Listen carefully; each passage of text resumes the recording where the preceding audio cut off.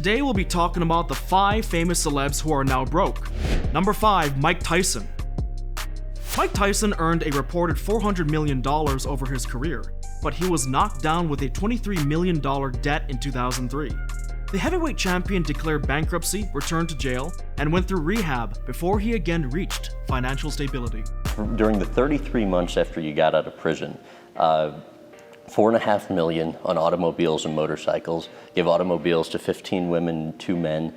Tyson raked in $30 million per fight at the peak of his career, but he bled money as readily as he earned it. Tyson's largest debts included $17.4 million in tax liabilities to US and British authorities, a $9 million divorce settlement with former wife Monica Turner, several million in obligations to a gaggle of lawyers and producers, and more than $300,000 to a limousine company. His biggest assets included a Farmington, Connecticut mansion, soon sold to fund the divorce settlement, and 2 extravagant properties in Las Vegas. Today, Tyson has retired from fighting and appears to be solvent again. In 2018, Tyson started a marijuana company in California called the Ranch Companies. Look at me now, you don't see me here about me in the paper, doing crazy stuff like I used to do.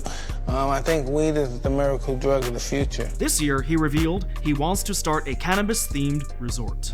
Number 4, 50 Cent.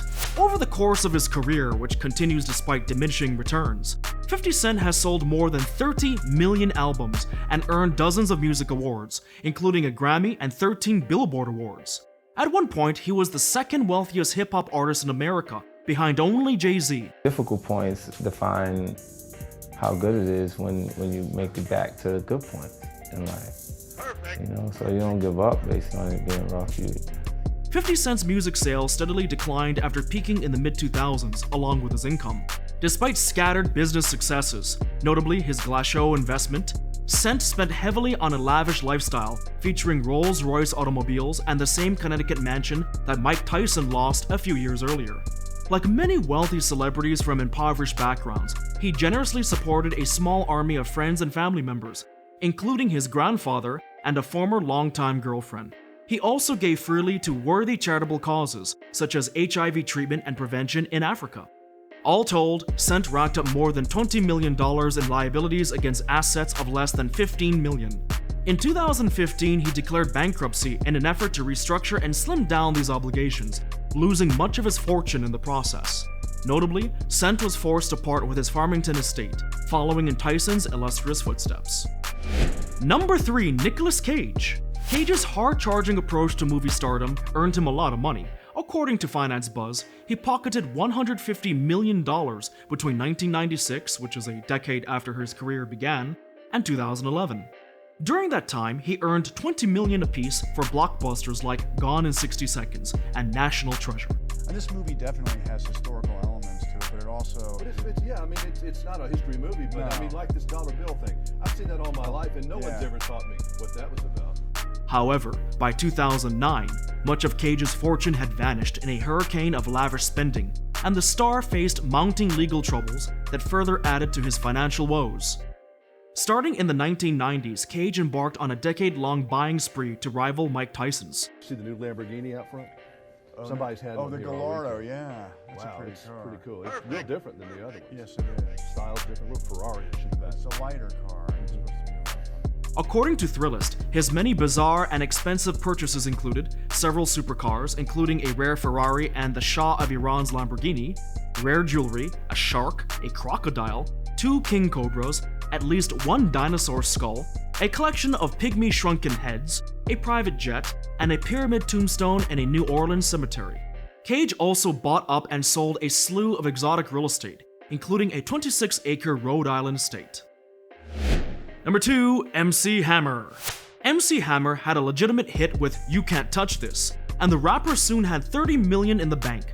Thanks to his success, Hammer bought a $1 million mansion that he made $30 million worth of adjustments to, and he had a staff of 200 people in his home. If you wanted to now say the story is MC Hammer just pissed his money off when you knew that I was employing 200 people for my community, it said more about you than it did about me.